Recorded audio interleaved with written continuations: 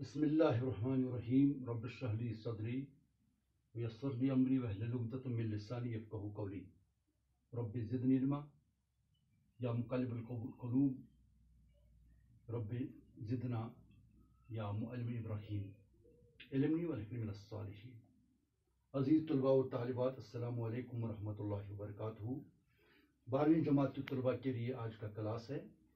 آج کے کلاس کا ہمارا موضوع ہے قصیدہ، اور اس کی اب ہم تعریف اور اس کی وضاحت ہم اس کلاس میں کرنے جا رہے ہیں.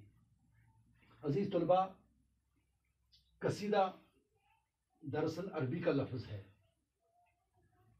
لغت میں قصیدہ سے مراد گھارا یا گلیز مغز.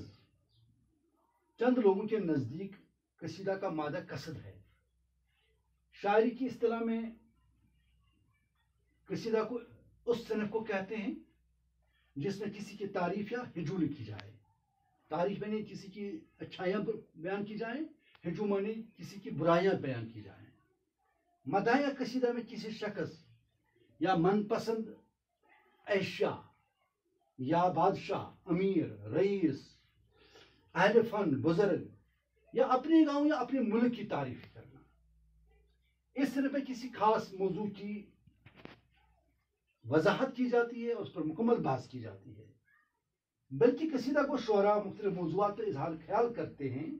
مثلا اس طرح پہ مدح، ذم، نصیحت، موازت، مختلف کیفیات و حالات، تعریف بہار، شکایت روزگار وغیرہ جیسے مضامین بڑے دھوم دھام کے ساتھ بیان کیے جاتے ہیں، جس سے شاعر کا زور طبیعت معلوم ہوتا ہے.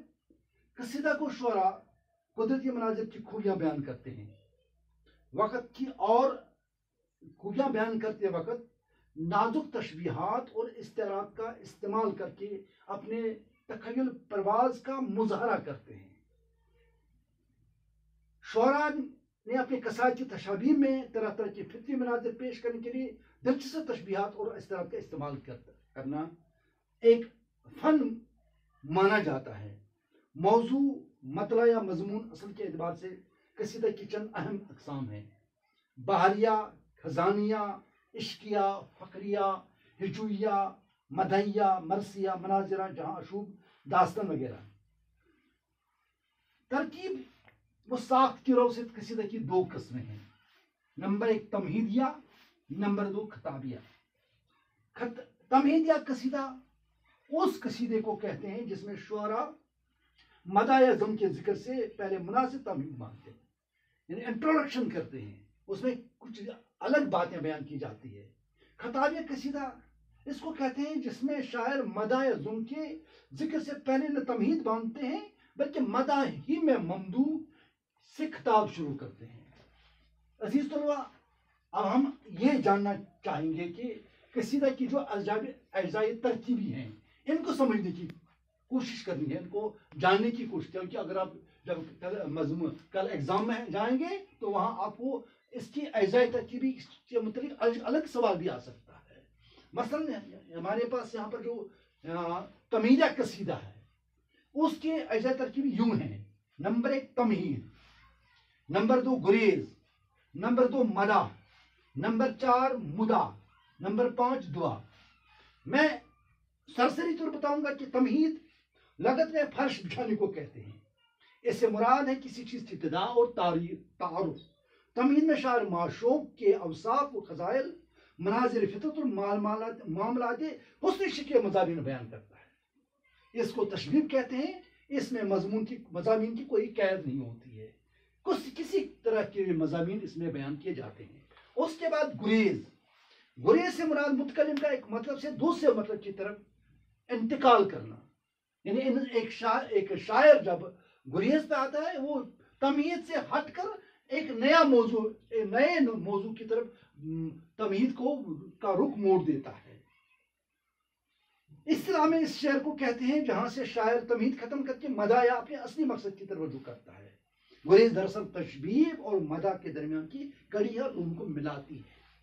مدح یعنی جس کی تعریف کی جائے، اور ممدوح جس کو کہتے ہیں، اور اس میں ممدوح کی تعریف کی جاتی ہے، وہ خاص حصہ جس میں قصیدے کی بنیاد ہوتی ہے۔ اس میں شاعر عام طور پر مبالغہ آرائی سے کام لیتا ہے، مدح میں ان صفات کا ذکر ہوتا ہے جو ممدوح کو دیگر اشعار سے ممتاز کرتی ہے۔ یعنی اس میں ایک شاعر اپنے ممدوح کو آسمان تک پہنچاتا ہے، اس کی غیر ضروری اور کبھی ایسی تعریفیں کرتا ہے جو شاید اس کے اوصاف میں شامل نہیں ہوتی ہے۔ اس کے بعد مدح ہوتا ہے، تمہید کے بعد گریز کے بعد مدح، اس کے بعد مدح، اور اس میں شاعر اپنا مقصد بیان کرتا ہے، جس وجہ سے، جس غرض سے وہ کسی کی تعریف کرتا ہے، اس کے پاس کوئی مقصد ہوتا ہے، اس مقصد کو حاصل کرنے کے لیے وہ اس کو اپنے ان اشعار میں اپنا مقصد بیان کرتا ہے۔